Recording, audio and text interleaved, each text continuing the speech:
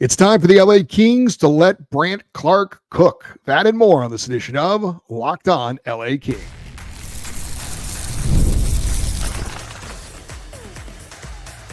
You are Locked On Kings, your daily podcast on the Los Angeles Kings. Part of the Locked On Podcast Network, your team every day. Hey, Kings fans, welcome to Locked On LA Kings, part of the Locked On Podcast Network, your team every day. Thanks for making Locked On LA Kings your first listen every day. We are free and available wherever you get your podcasts and on YouTube. I'm Eddie Garcia, your host of Locked On LA Kings. I've worked in sports media for the past 30 years, also one of the co-hosts of Locked On NHL Game Night, a nightly podcast and YouTube show wrapping up the night in the NHL, and a passionate LA Kings fan for over 30 years. On today's show, we're going to look back at the 2021 NHL Draft for the LA Kings and have news on a Kings prospect getting a new contract. That's coming up, but we start with combining a look at a current player on the LA Kings roster, while also not coincidentally talking about a player picked in the 2021 draft, and that is defenseman Brandt Clarke. We're going to get more into his draft details coming up, except to say he was the Kings' first pick, 8th overall, back in 2011. Obviously, when you're a top 10 pick, there are expectations, and I think that we've seen glimpses of the talent that made Clarke a top 10 pick. A couple of nice goals in the playoffs this year, but I think this coming season, it's time for Brandt Clarke to take the next step forward in his progression as a professional, and the coaching staff of the LA Kings needs to show more confidence in Brandt Clarke. Now, even though Clarke was a healthy scratch a few times this past season, I didn't have a big issue with that. People have had an issue with the amount of ice time he's getting. I think the Kings have done a fine job as far as having him on track in his development to where he is right now. Now, after being drafted in the first round, Clarke would go on to play junior hockey with the Barrie Colts. Next season, he got a few games of action, 9 games to be exact, with the LA Kings. He then played 5 more games with the Ontario Reign before being eventually returned to his junior team. Quick sidebar, I do wonder if the Kings might consider doing something like that this coming season with Liam Greentree, just to see how he looks against pros for the maximum number of games possible before they eventually have to send him back, likely, to his junior team. But back to Clarke. Once he did return to Barrie, he had a big season with 23 goals and 61 points in just 31 games. The next year, he would play 50 games for the Ontario Reign, 16 for the LA Kings, and then this past season, his first full season in the NHL, he played 78 of 82 regular season games, had 5 goals and 33 points. Now, had Drew Doughty played a full season, he would have likely led the Kings in scoring just based on his career stats. However, he didn't. And that gave Brandt Clarke a chance to end up being the leading Kings defenseman in scoring. He had 3 more points than Vladislav Gavrikov. Quick trivia, when was the last time a Kings defenseman not named Drew Doughty led the team in points by a defenseman in a season? What season was that? And who was the player, of course, before Brandt Clarke did it this year? All right, back to Brandt Clarke. We talked a little bit about this before when we touched on the Brock Faber trade to get Kevin Fiala. There are those out there who feel that the Kings should have kept Faber and point to the fact that he has turned into a solid NHL defenseman already. I still disagree with that, not only because I think Kevin Fiala fit a need for the Kings, but also because the Kings had Brandt Clarke waiting in the wings. And the Kings felt like Clarke was a potentially more dynamic player with a higher ceiling, especially offensively. And I agree with that as well. Now, the Kings have had and continue to have plenty of solid defensive defensemen, and they are very important. That's why the Kings are one of the best defensive teams in the NHL. But LA has lacked someone from the blue line who can really be a weapon offensively. Brandt Clarke, I think, is that kind of a player. He's got good vision. He's got good hockey sense. He makes good decisions. He can handle the puck. Does not have a big shot, but he does have a knack for getting the puck into the dangerous areas when teammates are in front of the net in scoring areas. I think he's a pretty good distributor. Okay skater, but he does have a little bit of a nasty side to him, and I think we will see more and more of that as he gets a little older and his confidence grows. Now, he still has to prove it, but I have faith that when Clarke hits his stride and becomes a steady, experienced professional, he will ultimately be better than Brock Faber. Now, granted, they are different kinds of players, so it won't be a kind of apples to apples comparison necessarily. Again, Faber is going to be the steadier defensive player, may have a longer career than Clarke because his skills, are not predicated on maybe speed or quickness and moves. But I think ultimately Brandt Clarke will be a more impactful player in the LA Kings lineup. Now, that's an opinion. That's not a fact. Clarke still has to go out and prove that, and we shall see. Now, what Clarke needs to get from the coaching staff next season, I think, is a little more faith. I think he did everything they asked of him this year. They asked him to prove to them he could be a responsible defensive player at the NHL level, and he worked on that, and I think he did a pretty good job of that. I think what he did showed the coaching staff that they can trust him, and now he can be more of the offensive player that we think that he has those special skills with. So we shall see. Again, I think Clarke did his job, and now I think it's time for the coaching staff to be a little bit more liberal in allowing Clarke to be Clarke. We know he's got the offensive skills. He was asked to kind of pull back on that, prove to us you can be a solid NHL defensive player, and then this year, hopefully the reward is that the coaches allow him to be a little bit more of a creative player, more of a special player, show more of those reasons why the Kings picked him over a Brock Faber. Now he's got 1 year left on his entry-level contract. He'll be a restricted free agent after this coming season, meaning he will need a new deal to come after this year, but he'll still be under team control. I do, however, wonder if he possibly could be one of those players that could be vulnerable to an offer sheet from another team. But I would suspect the Kings will take care of him, get the deal relatively done relatively quickly after this season. Now, as for how Brandt Clarke should be used next season, like I said, I think his role should be increased. I think he should get more minutes. I think he definitely needs to be running one of the Kings' 2 power play units. I would like to see Drew Doughty's minutes decreased and Brandt Clarke's minutes increased. Now, I would say not necessarily dramatically so. For example, this past year, even though he missed a big chunk of the regular season, Drew Doughty was averaging 24 minutes and 8 seconds of ice time per game. Now, that was actually down 1 minute and 40 seconds from the previous season, but that was still top 20 in the NHL as far as players' average ice time per game. Drew Doughty's 35. He's by far the oldest player in that top 20 of the NHL average time on ice players. And as a matter of fact, there was only one other player other than Doughty that was older than 30. So it's time, I believe, to start making that transition. Give Drew Doughty 22 minutes, give Clarke 18. Let's kind of start that process of, the transition that eventually is going to come. Give more responsibility to Brandt Clarke. Trust him more during the regular season so that when playoff time comes around, you're able to trust him in those situations as well. New GM Ken Holland has talked about internal growth, meaning the younger players taking a step forward next season. I certainly think Brandt Clarke is one of those players that he's talking about. It goes hand in hand, though, with him. Yes, he needs to take a step forward, but the coaching staff they need to allow him to have a bigger role as well. Hopefully that will take place. As far as the trivia question that I asked, who was the last Kings defenseman before Brandt Clarke this year, not named Drew Doughty, to lead the team in points by a defenseman in a season? And who was that player? Well, it occurred in the 2012-2013 season. That was the season in between the Kings' 2 Stanley Cups. The defenseman that led the Kings in points that season had 3 more points than Drew Doughty. That player was Slava Voinov. He finished with 25 points in 48 games. Drew Doughty had 22 points in 48 games. That was the lockout shortened season. Slava Voinov. All right, we are going to look back at the LA Kings draft from 2021 that featured Brandt Clarke. We'll do that next here on Locked On LA Kings, your team every day.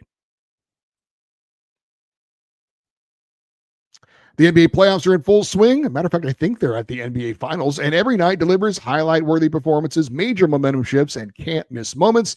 Whether it's a game-tying shot or a breakout performer, there's never been a better time to get in on the action. FanDuel makes it easy to stay in the game before tip-off and during the action with player props, performance trends, and same-game parlays. Fans have more ways than ever to play smart and win big.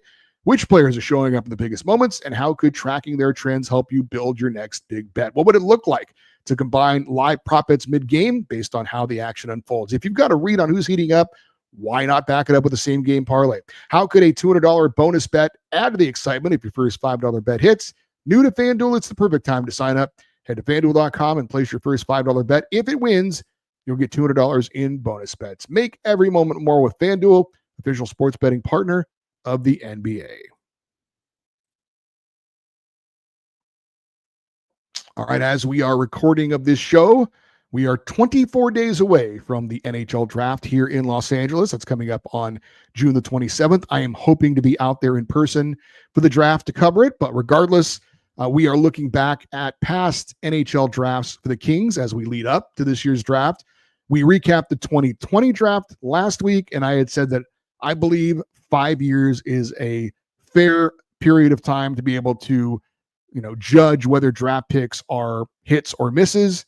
So we're going to look at the 2021 draft. Obviously, that's not 5 years, so we still have another season, I think, to give these players that were drafted, to give them a fair amount of time to judge them. But we can still look at them now and see where they are in their development. Now, the Kings had only 4 picks in the 2021 NHL draft. This is after having 9 picks the previous year in 2020. The Kings, though, had a first-round pick, 2 second-round picks, and a third-round pick. So if you're only going to have 4 picks, pretty good idea to have them in the first 3 rounds to try and get some decent players. Now, we talked already about him, but Brandt Clarke was the first player selected by the Kings, 8th overall in 2021. He was the 4th defenseman taken in that draft.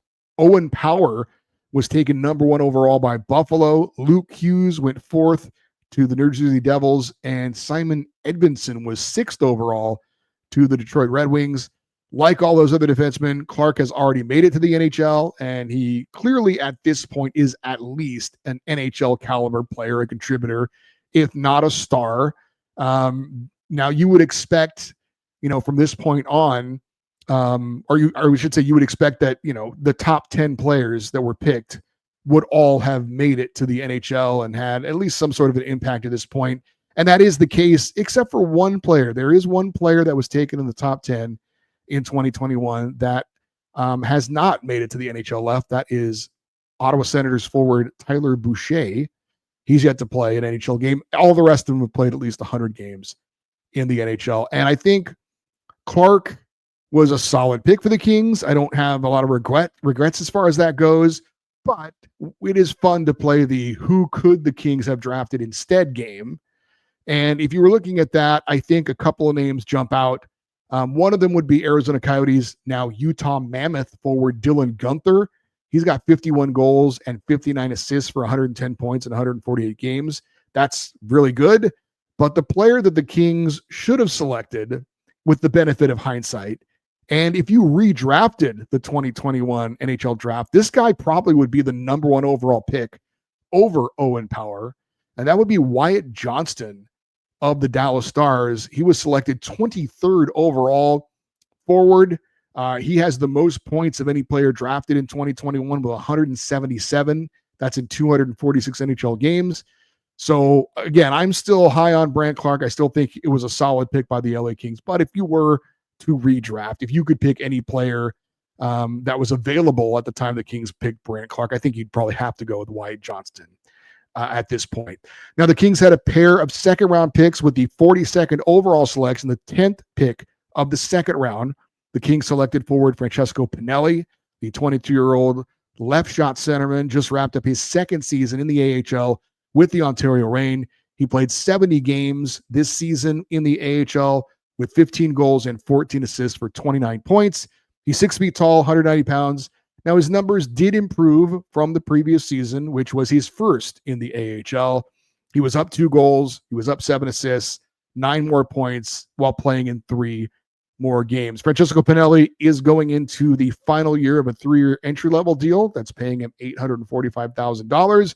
He will be a restricted free agent at the end of this season. Now, I did not see him play a single game during this regular season, but from the information that I have, He was playing a bottom six role in Ontario. I think, he was probably on the third line for the Reign.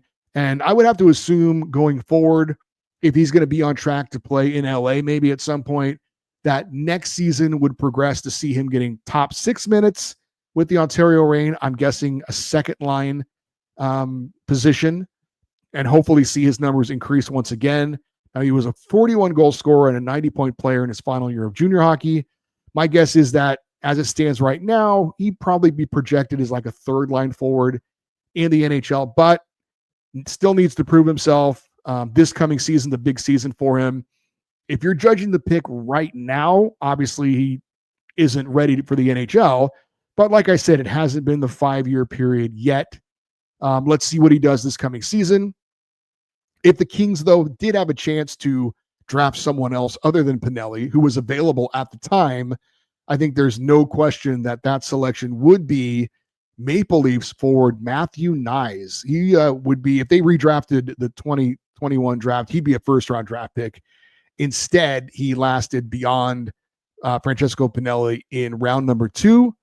He's got 44 goals and 94 points in 161 NHL games. He was taking 15 picks after Francesco Pinelli, 57th overall. So that was a player that has definitely outkicked his draft coverage, if you will. So certainly that would have been a better pick. And there was another player, Logan Stankoven, for the Carolina Hurricanes, was the 47th overall pick taken in the second round after Francesco Pinelli. Either one of those guys would have, in hindsight, been a better pick for the LA Kings.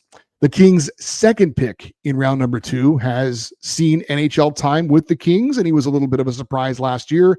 With the 59th overall selection, the 27th pick of the second round, the Kings selected forward Samuel Helenius, 6'6", 200-pound forward, made his NHL debut this season. He appeared in 50 games for the Kings. He had 4 goals and 7 points, centering the Kings' fourth line on many nights. Now, the 22-year-old was not expected to be in the Kings lineup this season, but he got an opportunity, made the most of it. His size and his physical abilities make him potentially an attractive fourth-line player going forward. His passing skills, his scoring ability is limited, but again, we're talking about, a fourth-line player. We're not talking about a top 6 forward here. So what he needs to continue to do going forward is bring that physical play, use his size to hit, win battles, be a positive in the lineup for the LA Kings. And if he can add a few goals here and there, certainly that would help his chances to be a more regular part of the LA Kings plans. Now, I don't know that he's locked up the fourth line center spot just because he had it last season. We don't know what the Kings are looking to upgrade. We do know that obviously Jim Hiller didn't trust his fourth line in the playoffs. So I would assume that Jim Hiller might be looking to upgrade at that position. So that might mean somebody like Samuel Helenius would be back in the AHL this year. We'll see. But if he is given the opportunity to get another NHL season, you would expect him to be able to develop and use the things he learned from a year ago to go into this season a little more confident, understanding what's expected of him, and hopefully going forward and again, just being a bit better than he was a year ago. As for what other player the Kings could have drafted in hindsight, I think you got to go with Arizona Coyote, now Utah Mammoth defenseman J.J. Mosier. He's played in 259 NHL games to this point. He's got 86 points. That's the second most games played of anyone in the entire 2021 draft class, J.J. Mosier. The final selection for the LA Kings from the 2021 draft is a player we just talked about on this show recently, and that is Kirill Krasanov. He was the Kings' final pick, the only third-round pick for the Kings, the 84th player selected. He's 6'2", 200-pound defensive defenseman, just signed a 2-year entry-level contract with the Kings after playing 4 years professionally in Russia. He's going to be coming to North America this year and playing for the Ontario Reign this coming season. His numbers in Russia say he's not going to give you much offensively. In 62 games this past season, he had 4 goals and 14 points. And while he is pretty big, he's got good size, if his stats are any indication, he's not the most physical player in the world. In 62 games this year, he had a total of 22 penalty minutes. Now, that doesn't necessarily mean he's not physical. You can be a physical presence without taking penalties, but usually that is kind of an indication, though, of what kind of physical player you are. As for who was a better pick than Krisanov, the Kings could have taken instead, I think I'd have to go with the 109th overall pick. That would be forward Jackson Blake of the Carolina Hurricanes. He's the son of former Kings forward Jason Blake and is coming off a really good rookie season with Carolina this year where he had 17 goals and 34 points. So again, the Kings, 4 picks in 2021. 2 of them have played at the NHL level. One of them is an NHL regular. The other one, maybe we'll see. Looking forward to seeing what Brandt Clarke does as far as taking a step forward with the Kings this year. Curious to see if Samuel Helenius will be the Kings' fourth line center again. Hopeful that Francesco Pinelli has a solid season in the AHL and takes a step forward closer to the NHL. And we'll see what Kirill Krisanov does adjusting to playing in North America for the first time in his career. All right, up next, a 2020 Kings draft pick gets a new contract. We'll talk about that next here on Locked On LA Kings, your team every day. Looking for a snack that is both delicious and nutritious? Crack into a good source of protein with Wonderful Pistachios. Wonderful Pistachios is one of the highest protein nuts. Each 1 ounce serving has 6 grams of protein, giving you over 10% of your daily value. Plus, they're packed with fiber and better for you unsaturated fats to help you keep feeling fuller longer. It's the perfect grab-and-go snack for busy days, whether you're snacking at your desk or on a road trip or just need a quick protein boost. And if you love cracking open every shell for that satisfying crunch, the in-shell options are a classic favorite. Wonderful Pistachios is a complete protein, providing all 9 essential amino acids, whether you're running between meetings or dropping off the kids. Wonderful Pistachios is a snack that works as hard as you do. Get snacking and get cracking with a snack that packs a protein punch. Visit wonderfulpistachios.com to learn more. All right, we got a little bit of Kings news to share as the LA Kings have signed forward Martin Chromiak to a 1-year, 2-way contract with an average annual value of $775,000 through this coming season. The 22-year-old set career highs with 18 goals and 39 points in 69 games this past season for the Ontario Reign. He was a 5th-round pick, 128th overall back in 2020. Chromiak has played 196 career AHL games over parts of the last 4 seasons, all in Ontario. He has 48 goals, 51 assists for 99 points, and he will once again be a restricted free agent after this coming season. I'm going to read this post off of X from friend of the show and Reign broadcaster Jared Shafrin. He is at Shafreign, Shafreign. He said about the Martin Chromiak signing, quote, "He was great down the stretch as an important offensive option for the Reign when he was elevated to play on the team's top line," end quote. And in an interview put out by the Reign on X, Chromiak said about his role late in the season, quote, "Being on the top line, playing a lot of minutes, had an important role in the team, and I think it really helped me and my confidence for the future," end quote. So we'll see how it progresses for Martin Chromiak. If he gets top line minutes this coming season, how do his numbers increase? They have increased each of his 3 seasons so far in the AHL. Hopefully he can do that again next season, maybe with a more prominent role in the lineup. He can hit 20 goals, maybe the 50-point range, and I think that would certainly make him a more attractive candidate to possibly land a spot with the LA Kings. A couple other Kings notes. The voting for the Selke Trophy came out, and Kings center Anze Kopitar finished 8th in the voting behind the winner, Alexander Barkov. It's the 12th time in Kopitar's career he has finished in the top 10 in voting for the league's top defensive forward. He's won it twice. Philip Tano finished 17th. I did see that Warren Vogel got a couple of 4th-place votes, and Quentin Byfield even got a 5th-place vote for the best defensive forward in the NHL. We haven't done this in a while, but there was another former King that was in the news, and usually in the offseason when this would happen, I would play a little game with some of you guys. You might remember I would ask you to name that King. What I do is give you some clues about this former Kings player, and you try to guess who it is before I get to the bottom and give you the answer after I've given all this information. All right, so this former King was selected 20th overall in the 2018 draft. After a couple of years in his native Finland, he joined the Ontario Reign. He made his NHL debut March the 5th, 2021 against the St. Louis Blues in LA. He scored his first goal on May the 8th of that same year against the Colorado Avalanche, and the goaltender was Jonas Johansson. This player played 130 career games for the Kings, scored 9 goals, and had 29 points. Here's where we give you some really good clues.